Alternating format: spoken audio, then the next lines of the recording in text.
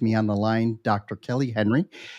Kelly is the customer service doctor. He is a retired chiropractor that has turned customer service consultant, and he's also the author of the book, Define and Deliver Exceptional Customer Service. Kelly, welcome to the show. Thank you, Jeff. Really appreciate the opportunity. Excited to be here. So I'm curious, how does a doctor, well, not a doctor, but like a practicing medical professional go from practicing medicine to jumping into customer service? It doesn't seem like like a direct path to happen afterwards when you want to stop seeing patients. It does seem odd. I get this question a lot. The reason I chose customer service and have moved into this particular niche is because that's what helped me develop and build my practices up to an extraordinary level. So I saw the impact of it, saw how it just created an incredible business for me. And so when I decided to retire and to sell my clinics off and switch gears and pivot a little bit, I've also been coached and consulted for years. So I saw the impact on my life and my business through that avenue as well. So when I retired and sold everything, I knew the impact of customer service and how important and valuable that is. And I also saw the importance in the value in being coached. So I just meshed the two together, and here I am. I've always wanted to ask a doctor this, right? Because it seems that first of all, the way we sort of perceive it is that you guys go to medical school for what, for 5 to 10 years in some cases, right? Exactly. And you don't really get a good amount of business courses in there, right? It's very Absolutely. much, you gotta finish up your studies and go do your residency, and then go forth and heal people, right? How did you get in? Like, what was the genesis for you to figure out that, like, hey, wait a second, this medical thing is cool, but if I want to get more patients, more clients, right, in the business world, right, if I want to get more people in the door and I want to get more in my pocket, how did you make that mental switch that that you can do both and increase your practice to a higher level? Well, just to be honest with you, I failed miserably at my first go around when I first opened my doors. Moved to Phoenix actually with my wife and our daughter, our first child, and thought because I had my shingle, I could put it on the wall, and I was going to make millions within a couple of weeks. And obviously that didn't happen. And it was quite a learning experience. I learned from some mentors. I had some chiropractors that had been in practice for many years, and they gave me a basis for the business side of things, which I had no clue about. Absolutely 100% no clue about. I didn't know enough to know what I didn't know. That's how far behind I was. And so I got some information from them and a lot of information from them. I was able then to buy a practice in New Mexico where I ended up practicing for 20 years. And so that got my foot in the door to make a decent income. I struggled. Well, I call it struggling. I was doing decent, but I couldn't ever grow my practice. I plateaued for several years and just couldn't figure out why I couldn't grow it any further. And finally I got with, one of my buddies was hired a consultant and coach, and I saw what happened with him in his practices. And so I decided, hey, there's something to this, or maybe there's something to this. So I hired them. And that was the genesis. That was the key component when I hired my first coach, for them to help me understand the business side of running a chiropractic office. I had some degree, I had enough that I could, do pretty decent and make a fairly decent living for myself, but I didn't know enough to get me to where I wanted to go and to achieve the goals that I wanted to achieve. So when I finally took that step and hired my first coach, boom, my practice took off and was never the same. Why customer service of all things to focus on afterwards? Like, why was that the thing you wanted to be known for? Absolutely. I backed into customer service. So when I left Phoenix and moved to the New Mexico area, we moved to a small community in the southeast corner of New Mexico. And this was a community that had many businesses that had been around for years. There wasn't a whole lot of competition. And so you had to do business with them, but a lot of them did not have great customer service protocols. They could flip on the lights, open the doors, and you had to do business with them, and they could treat you however they wanted. And that bugged the living daylights out of me. And so I made a decision just within a few weeks, maybe a month of being in this community, that I'm gonna do things differently. I'm gonna treat my patients and value them and make them feel good. I'm not gonna be the typical business in this community. And I didn't do it as a from a business standpoint to help blow up my practice and for me to accelerate it and to make it into this booming business. I just did it because I hated being treated a certain way and I wanted my patients to be treated differently. But once we did that, obviously we started noticing and getting the feedback from the patients, and they were referring their friends and family in, and it just piqued my interest into, hey, there's something to this. And I studied it and I learned about it and I implemented new procedures and practices. And so it's been an ongoing 20-year study for me and trial and error to where I'm now helping other businesses understand it and implement it so they can grow and benefit from the practice of providing stellar, exceptional customer service. What an amazing revelation. I really wish that a lot more.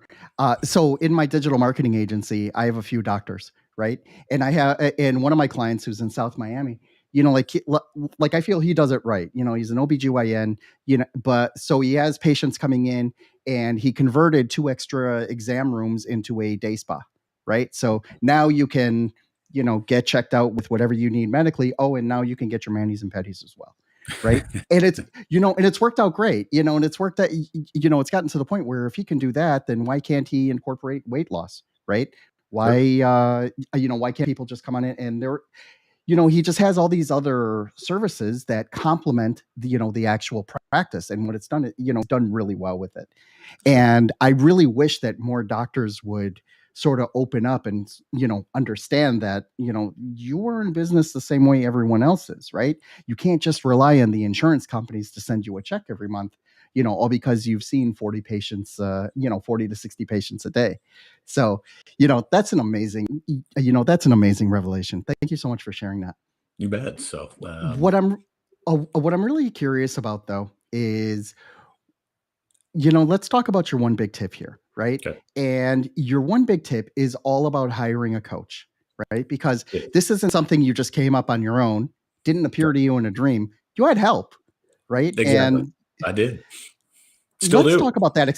Yeah, and let's talk about that experience because I've only recently got involved with coaching, right? Where where I have a coach, and I'm also by default, like when I look at some of my clients, and they're asking me questions, I'm usually answering them in a coach like manner, right? Sure. So I have to be able to, give the right advice and all that. Let's talk about your coach and what hiring a coach has done for you and why everyone else should have one as well. Well, it probably seems self-serving that I would say hire a coach being a coach, but like I've already mentioned, the first time I hired a coach, I kicked myself in the pants for not hiring a coach sooner. That's how valuable and how my business accelerated. And since that point, I've gone through many different coaches. I think I've had 10 or 11 different coaches for business, for personal, for speaking, for different aspects of my life that I want to improve upon. And the thing about a coach is they can see things from an objective point of view. They can step back, take emotions out of the equation and see things from a bigger picture, where when you're in the middle of a business, when you're in the middle of trying to make ends meet and make decisions for employees and for customers or patients or clients, and trying to handle payroll and taxes and all the different things, sometimes you're just not as objective as you could be, and you make decisions based on emotions, and a lot of times those are the wrong decisions. And so when you have a coach, they can see things, and they can objectify, and they're step back, and they're not right in the middle emotionally of everything, and really give you a different, more objective point of view, which most of the time is very effective for making better decisions. What I tell my clients too, the best part about me being their coach is I've made so many mistakes that just knowing what not to do is tremendous benefit to them, because I've made the mistakes. I've done the things wrong. I've gone down the wrong path, and I've paid for it in either in frustration, in slowing, the time that I would have achieved my goals, and then certainly putting more money into certain things that I wouldn't have had to in the first place. So if you have a coach that can save you on the frustration time and not spending more money and losing money, again, that is a huge benefit. A lot of people think that coaches are an expense. I can't afford that. It's expensive. And I always say coaching is not as an expense. It's an investment. It's an investment in your future. It's an investment in becoming better quicker is what it amounts to. The key to when you hire a coach is having to be willing to put in the work and to take action on what the coach says or wants you to do or requires of you. That's the big point that you have to make sure you're willing to do what they say if you hire one. Otherwise, it is an expense. It is not an investment if you're not going to move forward with their advice. You know what? The visual that comes to mind, are the people that either hire coaches or they purchase these courses, right? Like how to be a real estate investor, Sure. or how to build websites and things like that. And what happens is that you find them sometimes just jumping from course to course to course. And some of these are not cheap. We're not only talking about the 199 course of how to podcast, right? We're talking about real interactive courses. And you're right. If you don't do the work, then why are you throwing your money away? Right? Exactly. You know, Exactly. it, you can't pay a personal trainer and then, That's right. drink Diet Coke and expect the muscles to tighten up, right? It doesn't That's right. exactly work like that. And lose the 10 pounds, 20 pounds you're trying to lose. So exactly. So I, action is the key. What's interesting is that when you talk about that, it's also the advice that the coach gives. I mean, it could just come down to one simple thing, Oh, right? yeah. Like like using a different method to get clients, as from one to the other. It could just be something that you knew about, but you didn't actually hear about it in practice, and you go ahead and implement it, and then boom, an extra $100,000 appears in your bank account because you made a change that actually resonates with your audience, right? Absolutely. I How find that all the time.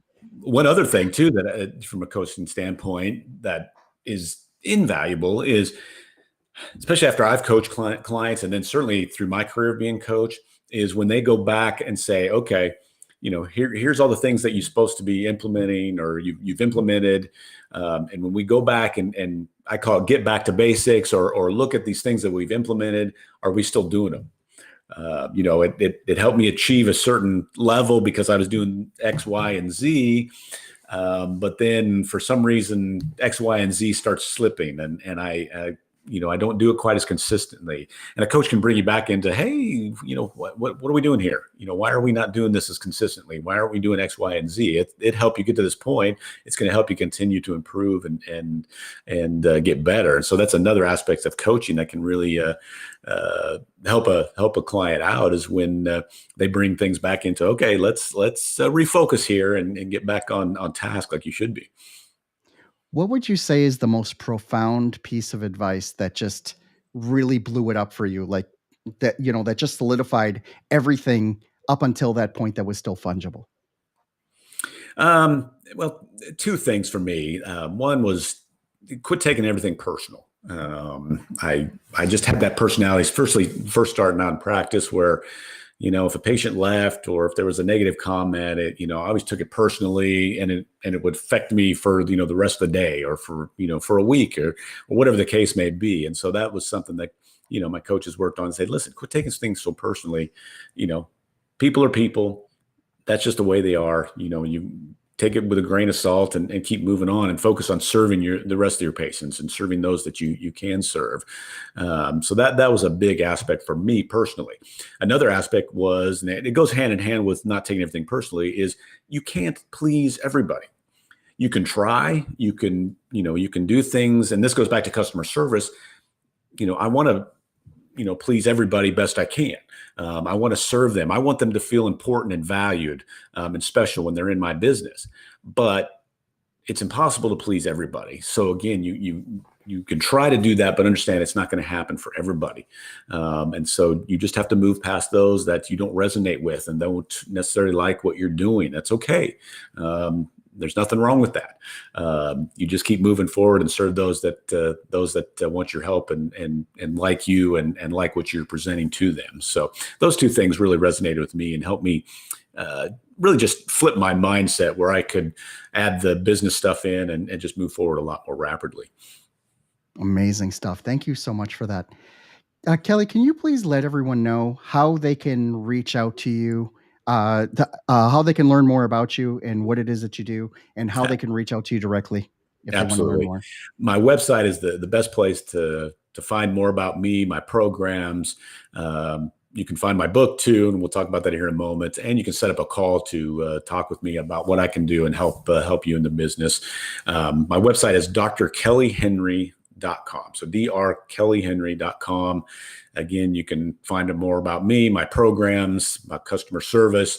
Set up a call.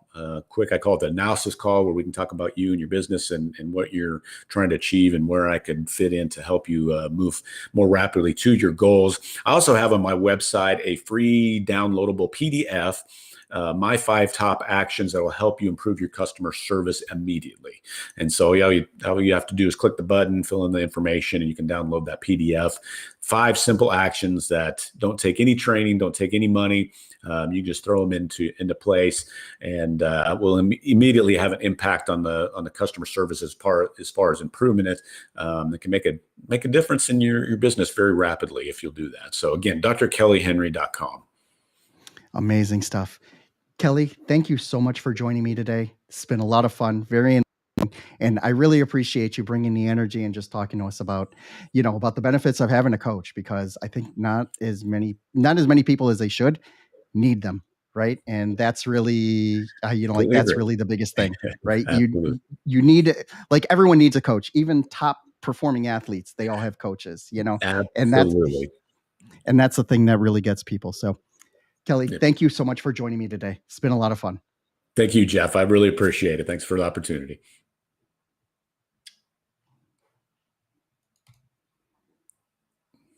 Hold on one second.